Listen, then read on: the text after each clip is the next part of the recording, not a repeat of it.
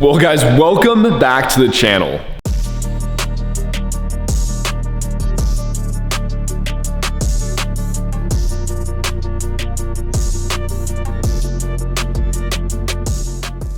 In the last video, I was telling you guys I was still waiting on a ton of hoses and miscellaneous stuff to show up so we could finish up this build. And unfortunately, those parts still have not shown up, so we can no longer wait on those parts. We need to just go ahead and jump right into it and do as much as we possibly can. And then when the last few hoses come, we'll hate life, but we'll make it work. We need to get all of those hoses put on with everything else hard mounted. But we have a ton of parts we can go ahead and throw on. We have our full front mount intercooler system. We have a new hard inlet, like in the last video. I showed you guys we were running a Perrin soft inlet. I went ahead and upgraded to the Killer B hard inlet that we'll go ahead and throw on in today's video. We have a new engine harness. We have a Koyo radiator. We have a ton of goodies we can get done. Let's go ahead and start this off with installing our Cobb front mount intercooler. I am so beyond excited to see how that front mount is going to look on this car. But to get this installed, I have never done this on a GT chassis before. I know almost every year there needs to be some modification. I believe that all of these tabs here, we either need to bend in or cut off. I think that is going to be our only clearance issue, but let's go ahead, unbox all the parts and get that mounted up. In these big boxes is going to be our charge pipes. This is going to be the cold side and this is going to be the hot side. And here we have some new reservoirs as the stock ones are not gonna fit. Like our coolant overflow, and we have some other goodies in here that we have to figure out how those go on. And then in this box, I truthfully have no idea what this is for, but we'll figure that out. And in these boxes is our gorgeous wrinkle black piping. Now, I don't know where the hardware to mount this up in. I'm hoping it's in one of these boxes here because I don't see it with my other parts pile, so I am concerned that I misplaced that. So hopefully it's in one of these boxes. I figured it out. Now, since I'm used to the ETS front mount, they don't include a bash bar. But on the Cobb front mount, it includes a new bash bar that is fitted for this front mount. And then it does come with bolts in this weird hose that I still don't know what it does. These bolts thread in to the top of the front mount, and then you just bolt up that crash bar like you would a stock one. But in order to get this front mount to fit, I know there is some clearance issues right here with these tabs. Now you can either cut these off or bend them in, and I'm not quite sure truthfully which route I want to go. I might just go ahead and bend these. I was gonna bend them out of the way, but truthfully cutting it off sounds a lot more fun.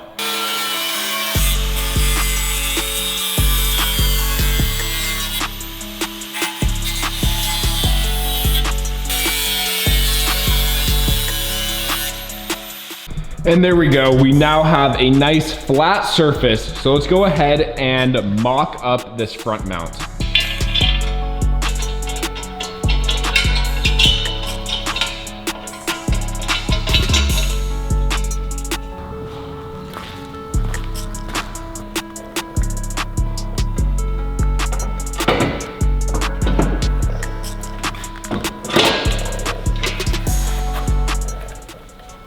I may have slightly miscalculated. I thought it was just the tabs that had to get cut and trimmed, but it is hitting this part. So I need to go ahead and cut all of this off, not just the tabs.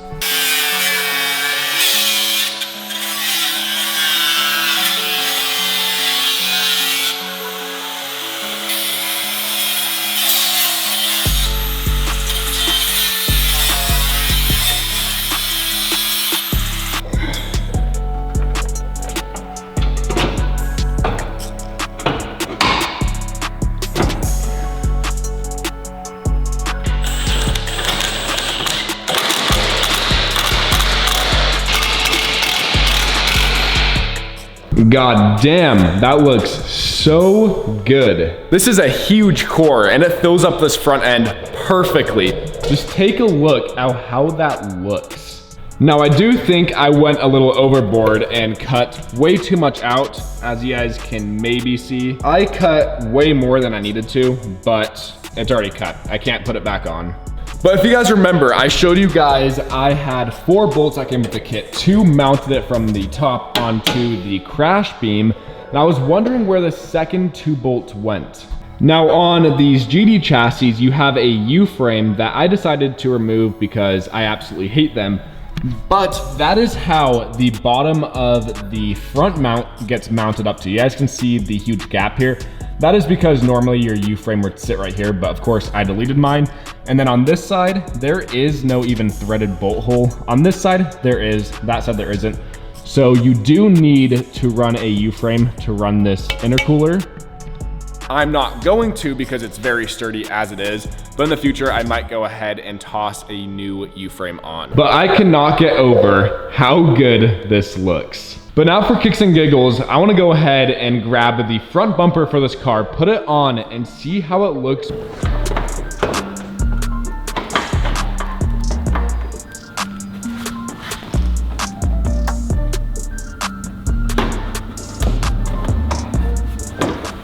Now it does look like there is going to need to be some bumper modification. All of that needs to get cut out. We are a couple inches away from the mounting point, and plus you can't really see the front mount with this bumper on, so I'll probably go ahead and just cut out or remove all of the plastic. That way we can get a more aggressive look. Now before we can get any of the charge piping plumbed, we need to go ahead, pull off the intake manifold, bolt on the engine harness, get the intake manifold permanently put on, and then we can start routing our piping.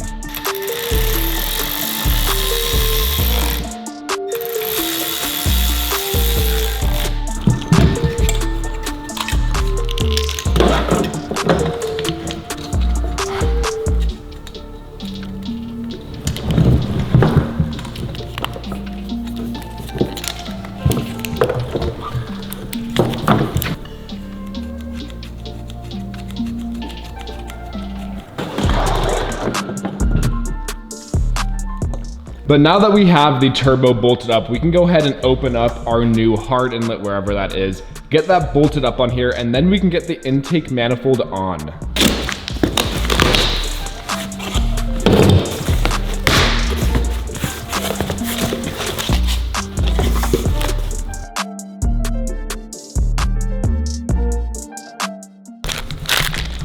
This thing looks so damn good in its packaging. All right, getting this inlet to sit on this car has been such a challenge for me. I just sat on the camera and I've been trying to figure out any possible way to get this to fit. Right now, we finally almost have it 100% buttoned up. The way I had to do this was to separate the intake manifold from the TGVs and then put the inlet on first and then drop the intake manifold on top. As you guys can see, it's still not perfectly lined up. This is supposed to sit right here on the intake manifold, but that's some tweaking we can work out here in a minute.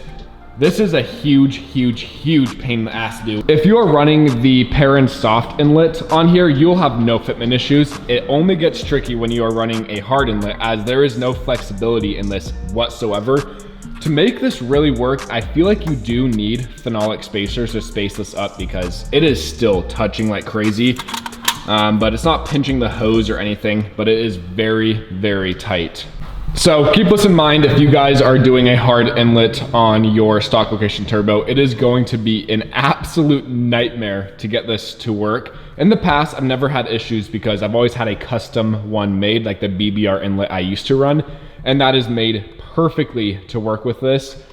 This one, not really so much. I mean, obviously it does work, but it is a pain and takes a lot of finessing to get that installed. Now I'm going ahead and bolting everything I possibly can up right now. We just got the AC pump bolted down. Now we need to go try to find our power steering pump and put that on as well.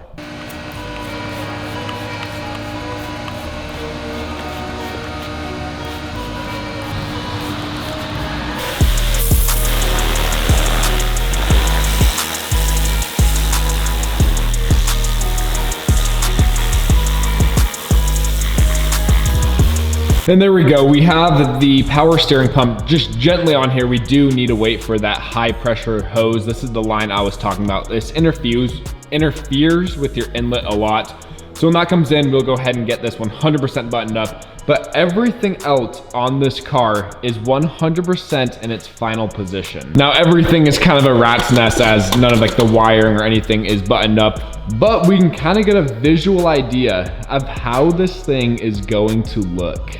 Now let's go ahead and unbox all of these goodies and start mocking it up on here. Now I'm not quite sure how it's routed. I'm pretty sure the cold side is gonna go through here and then come up here and then obviously go to the throttle body. This side, I'm not too familiar with GDs. I'm sure it loops around and I think it comes through this hole here and then goes to the top of the turbo.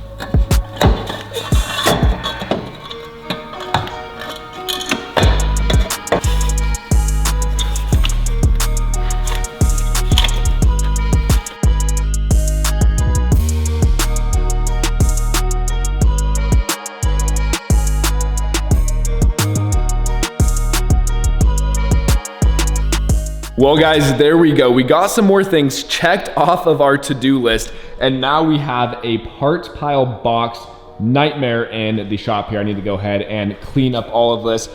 Our parts pile is diminishing by the minute here, and we are getting close to this first startup. And a quick recap of what we did today. We got the front mount intercooler core fitted and we cut the frame to make it fit. We got all the charge pipes ran. We got the intake manifold permanently bolted down. We got this impossible to put on hard inlet. It still needs some tweaking, but I'll fix that later. The turbo is now fully bolted. We have the engine harness on, and we've got a ton of other miscellaneous stuff bolted on as well. But make sure you guys stay tuned for the next episode. We are going to be installing our IAG air oil separator. I'll be going into full detail of how to install it, where all of the hoses go, and how to get the most tucked look possible in your engine bay. Make sure you guys are subscribed, and I'll see you guys in the next one.